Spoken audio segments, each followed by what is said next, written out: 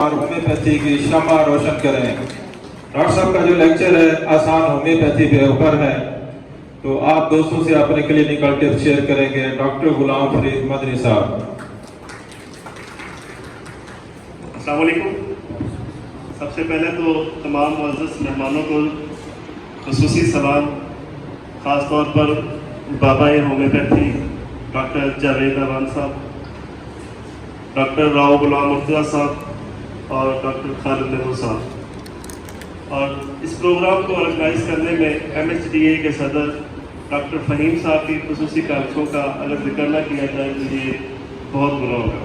انہوں نے جتنی محنت اور محبت سے دوستوں کا یہ گلدستہ سجایا ہے، میں سمجھتا ہوں کہ بہت سے لوگوں میں اتنی انرجی نہیں ہوتی جتنی اس بندے میں انرجی ہے کہ دوستوں کو ایک کام کا اکٹھا کرنا۔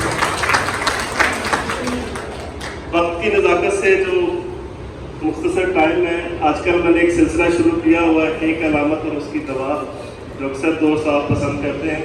اسی مناسبت سے میں مختصر سی بات کروں گا، لیکن آپ کے لیے ایک میں روشنی چھوڑ کے جا رہا ہوں، وہ یہ ہے کہ ہومیوپیتھی بڑی زبردست چیز ہے اور بڑی آسان بھی ہے۔ جس طرح ہم اسے مشکل سمجھتے ہیں اسی طرح یہ بہت آسان بھی ہے۔ آسان اس طرح سے ہے کہ اگر اسے آپ اس سے محبت کریں، ہومیوپیتھی سے محبت کر کے اسے کریں گے تو آپ یقینی طور پر بڑی کامیاب اور آسان پریکٹس کر پائیں گے اور ایسا نام پیدا کریں گے کہ انشاءاللہ تعالیٰ آپ کے علاقے میں، آپ کے ملک میں، آپ کے بیرون ملک میں بھی آپ کو لوگ اسی طرح زندہ جاوید سمجھیں گے جس طرح ہومیوپیتھی کی افادیت کو لوگ سمجھتے ہیں۔ لیکن اصل میں اسے سمجھنے کے چند بنیادی اصول ہیں جس کو سمجھنا بہت ضروری ہے، جس میں اس کے بنیادی ٹولز اگر میں ایک نام دوں تو وہ آپ سمجھیں۔ ایک اس کی سب سے پہلے فلاسفی کو ہمیں سمجھنا پڑے گا۔ ہومیوپیتھی کی فلاسفی میں صرف 32 چیپٹر ہیں، جس میں مریض سے لے کر انفرادیت اور چند ایک اہم چیزیں، دوا دینے کے طریقہ اور دواؤں پر آزمائش کا طریقہ، یہ چند بنیادی چیزیں جسے ہمیں سمجھنا بڑا ضروری ہے۔ جب تک فلاسفی کسی چیز کو آپ کسی بھی فلاسفی کو آپ نہیں سمجھیں گے اس کی معراج کو نہیں پہنچ سکتے۔ اسی طرح ہومیوپیتھی کی فلاسفی کے لیے آپ کو ضروری ہے کہ آپ اس کی یہ 32 چیپٹر ہے، کم از کم اس کے نام آپ کو آنے چاہیے۔ اس کے بعد میٹیریا میڈیکا ہے، یہ ایک بڑی ریڑھ کی ہڈی کی حیثیت رکھتی ہے ہومیوپیتھی میں، میٹیریا میڈیکا۔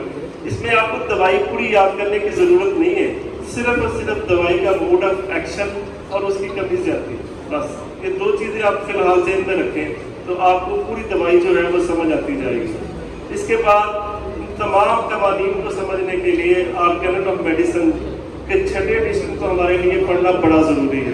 اس میں 291 ایفورزم ہے، 291 قوانین ہیں ہومیوپیتھی کے، اس کو بنیادی طور پر ہمیں جو ہے وہ پڑھنے بہت ضروری ہے۔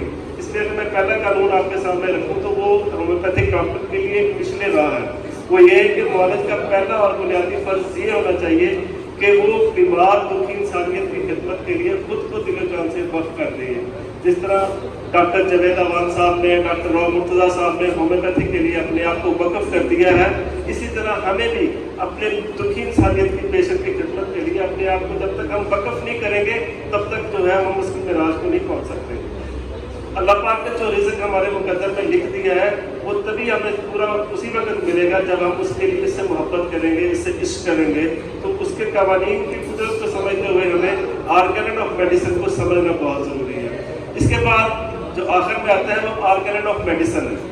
آرگنن آف میڈیسن میں 291 قوانین ہے اور اس کے ساتھ کیس ٹیکنگ کا مہارت بڑا ضروری ہے۔ یہاں میں جو ٹپس کے طور پر آپ کے سامنے رکھوں گا وہ یہ باتیں ہیں کہ کیس ٹیکنگ ہمیں یہ سکھاتی ہے کہ مریض کو دوا کس انداز میں اور کس طرح سے سلیکٹ کرنی ہے۔ بنیادی طور پر جو ہومیوپیتھک طریقہ علاج ہے اس میں ہم سمپٹومیٹک علاج کرتے ہیں، مریض کو سمجھ کر اس کی بیماری کو نہیں دیکھتے، اس کی علامات، اس کے رویے، اس کے حلیے کو دیکھتے ہوئے دوا سلیکٹ کرتے ہیں۔ جو دوا اس کی حالات، اس کے ذہنی خیالات اور اس کے رویے کو دیکھ کر جو دوا تجویز کی جاتی ہے وہ ہر طرح کی اس کی علامات کو ریکور کرے گی۔